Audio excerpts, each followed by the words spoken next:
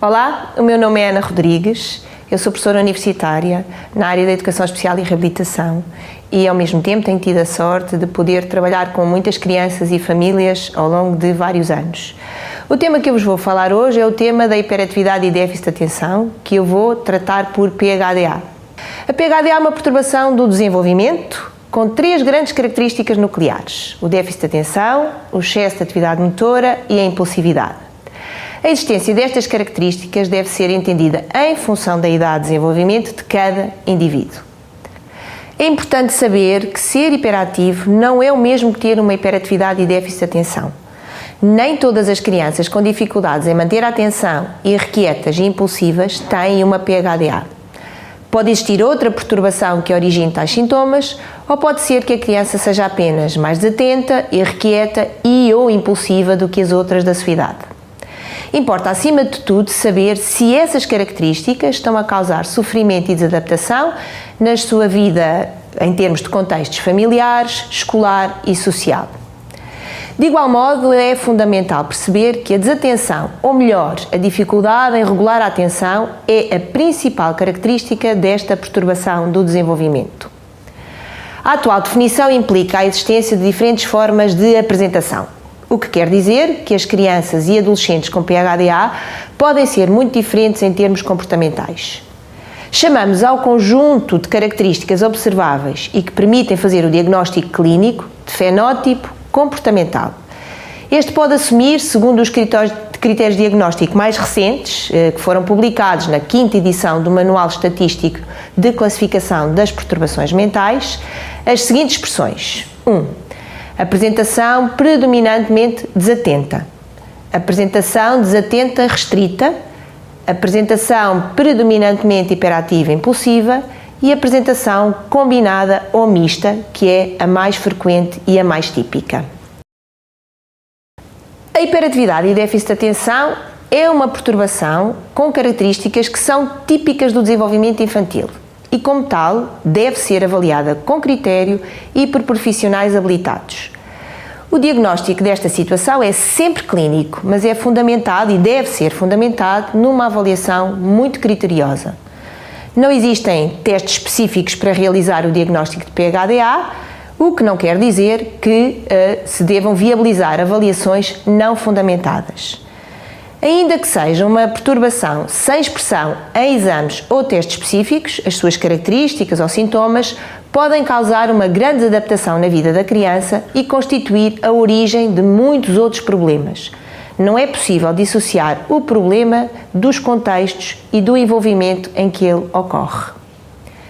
As características da PHDA implicam sempre uma desadaptação em mais do que um contexto de vida do indivíduo: casa, escola, emprego ou contexto lúdico, sendo essa desadaptação de grau variável.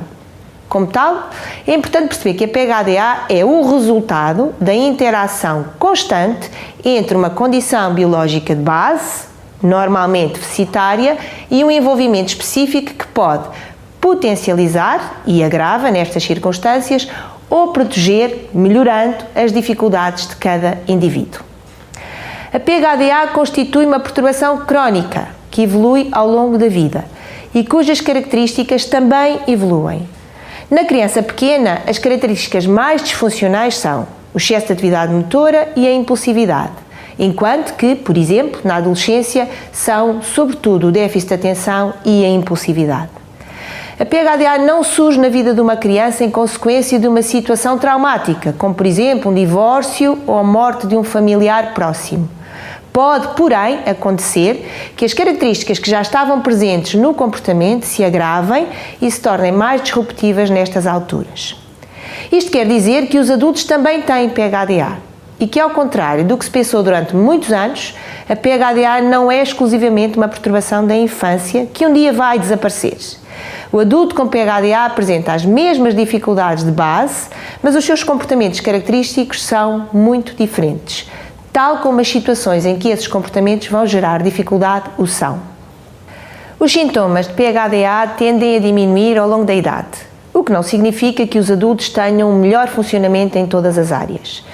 Os principais sinais num adulto com PHDA são a impaciência, problemas de disciplina, rebeldia, dificuldades em esperar a sua vez, dificuldades de concentração, impulsividade, baixa autoestima, um grande sentimento de inquietação, ansiedade, tristeza, relações sociais muito pobres, por vezes um gasto impulsivo de dinheiro e um discurso excessivo.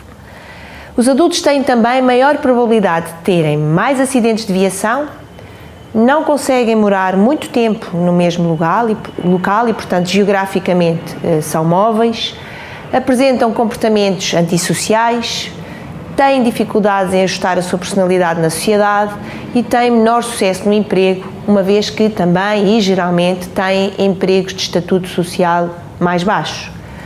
Muitos adultos com PHDA sentem no seu trabalho insatisfação, frustração e sentem-no como maçador. Segundo estudos internacionais, a PHDA pode atingir percentagens de 5 a 7%. Isto quer dizer que, por exemplo, há uma criança com PHDA em cada sala de aula.